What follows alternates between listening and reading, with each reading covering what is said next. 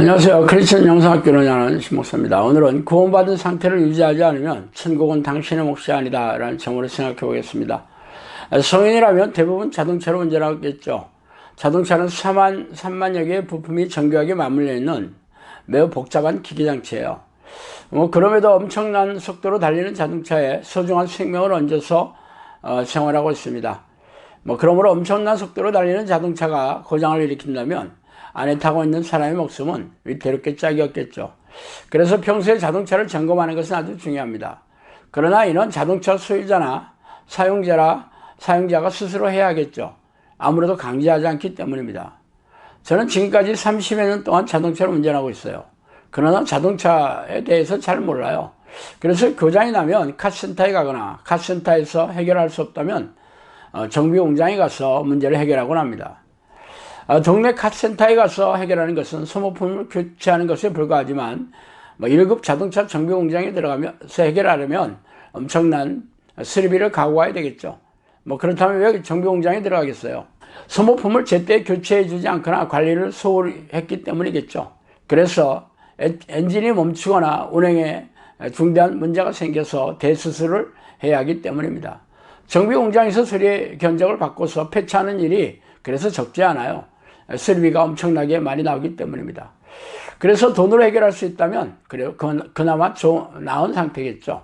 엄청난 속도로 달리는 고속도로에서 엔진이 멈추거나 브레이크가 고장이 나는 등 그야말로 떼악한 일이 벌어지기 때문이죠.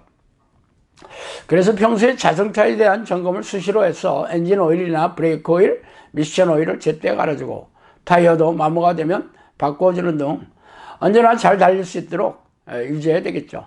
그러나 대부분의 운전자들은 자동차에 대해 전문 지식이 별로 없으며 돈이 많이 들어야 하는 소모품 교체를 미루기 마련이죠. 이는 목숨을 담보로 자동차를 타는 행위입니다. 그래서 사고가 나서 목숨을 잃는 안타까운 일들이 적지 않게 벌어집니다.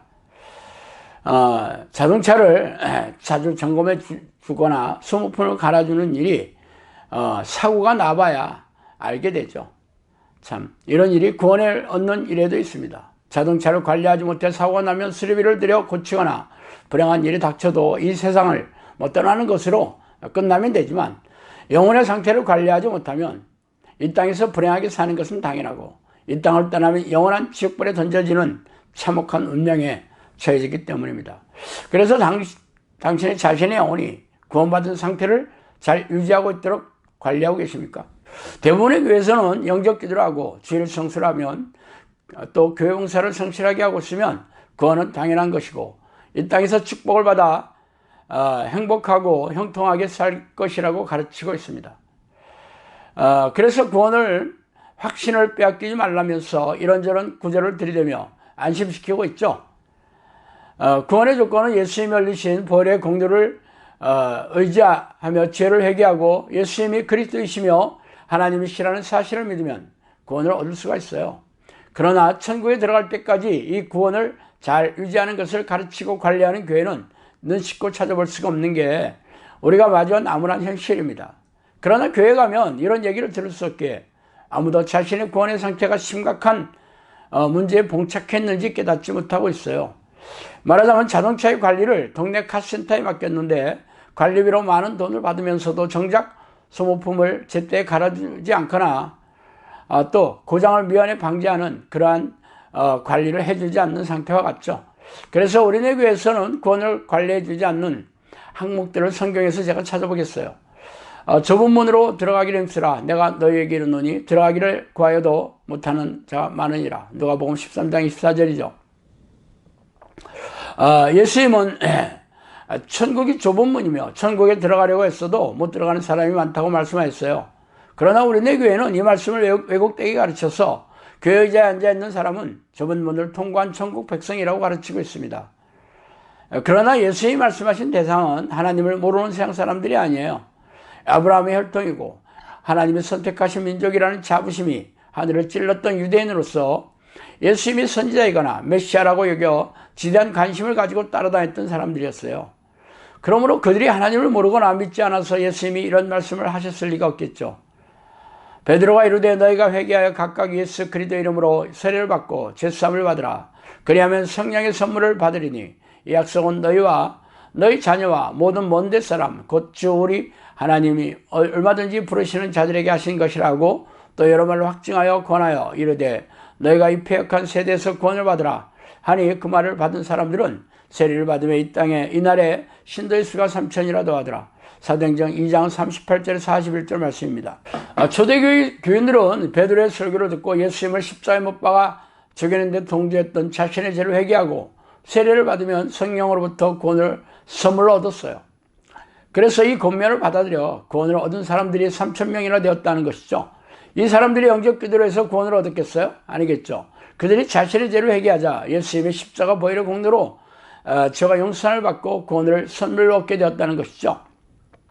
그러나 그들이 그 즉시 죽어서 이 땅을 떠나지 않았다면 구원의 상태를 유지해야 하지 않겠습니까? 적지 않은 시간이 지나서 아마 3, 40년, 5, 60년 지났겠죠. 예수님께서 밤모섬에 요한에게 나타나 말씀하신 내용을 보세요. 7개의 초대교회 중에서 5개의 교회가 구원의 상태를 유지하지 못하고 있으며 즉시 회개하여 돌이키지 않는다면 생명책에서 이름을 지워버리겠다는 경고를 하고 계십니다. 초대교회 교인들이 누구예요? 목숨을 걸고 예수를 믿었던 사람들이었으며 사도들이 직접 가르치고 양육하거나 사도들로부터 양육받은 제자들이 교회의 지도자가 되어 가르치는 교회가 아니었습니까? 그들이 이 시대의 우리네 교회 목사들보다 성경 지식이나 영적인 수준, 가르치는 능력이 부족해서 이러한 사태가 벌어졌겠어요? 초대교회 교인들의 믿음의 각오나 교회 지도자들의 수준은 우리네 교회와 비교 불가할 것입니다. 그럼에도 구원을 유지하는 것이 이처럼 어렵다는 결론이죠. 구원을 유지하려면 자신의 노력이나 의지로 되는 것이 아니라 성령과 깊고 친밀한 교제를 나누며 동행하는 삶을 살아야 가능합니다. 그러므로 항상 깨어서 기도하며 쉬지 않고 성령의 내주를 간구하면서 성령과 깊고 친밀한 교제를 나누는 것은 아주 필수적인 사항이죠. 그러나 하루에 10분도 기도하지 않은 교인들이 넘쳐나고 목회자들조차 하루에 30분도 기도하지 않아요.